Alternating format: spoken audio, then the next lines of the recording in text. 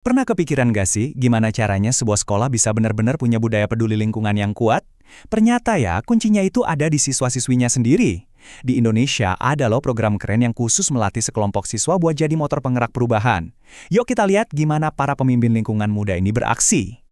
Oke, dalam pembahasan singkat kita kali ini, ada 4 hal utama yang bakal kita bedah. Pertama, siapa sih agen perubahan ini?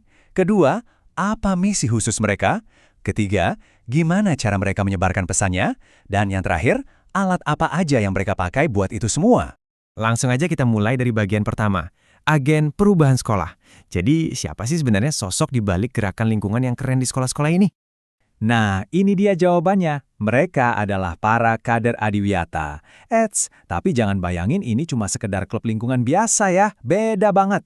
Mereka ini adalah siswa-siswi pilihan yang emang dilatih secara khusus buat jadi ujung tombak aksi peduli lingkungan di sekolahnya. Kutipan yang ada di layar ini benar-benar nangkap inti dari peran mereka. Kata kuncinya itu ada di mendorong dan memotivasi. Artinya, tugas mereka itu bukan cuma ngejalanin program, tapi gimana caranya jadi inspirasi dan penyemangat buat teman-temannya, bahkan mungkin buat guru-guru juga. Jadi, gimana mereka disiapin? Pelatihan mereka itu fokusnya ke 3 pilar utama. 1, pastinya nambah wawasan dan ide-ide baru soal lingkungan. 2, ngembangin skill praktis, kayak misalnya berkebun atau daur ulang. Nah, dan yang paling penting, pilar ketiga, kemampuan buat ngajak orang lain ikutan bergerak. Sekarang kita geser ke bagian kedua, misi kader adiwiyata. Setelah semua pelatihan itu, sebenarnya tujuan akhir yang mau mereka capai itu apa sih?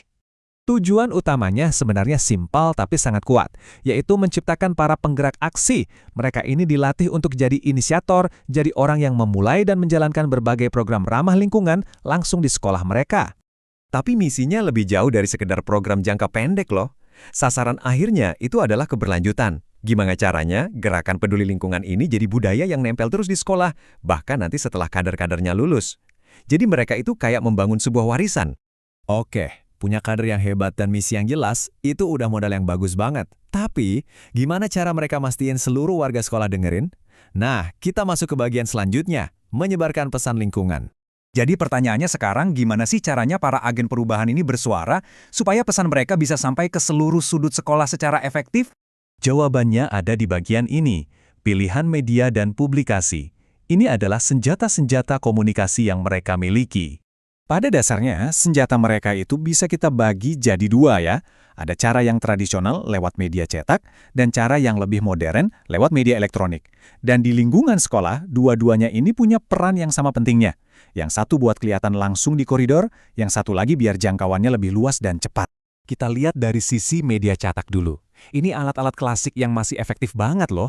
Coba bayangin deh, ada majalah dinding yang desainnya menarik di koridor, buletin yang dibagiin di kelas, atau poster-poster keren yang ditempel di seluruh sekolah. Ini kan cara yang sangat visual dan langsung kena sasaran. Lalu, ada media elektronik. Ini bisa macam-macam. Mulai dari siaran di radio sekolah, liputan di TV lokal, atau yang paling umum sekarang, ya manfaatin platform digitalnya sekolah. Bisa lewat website, blog, atau fanpage resmi.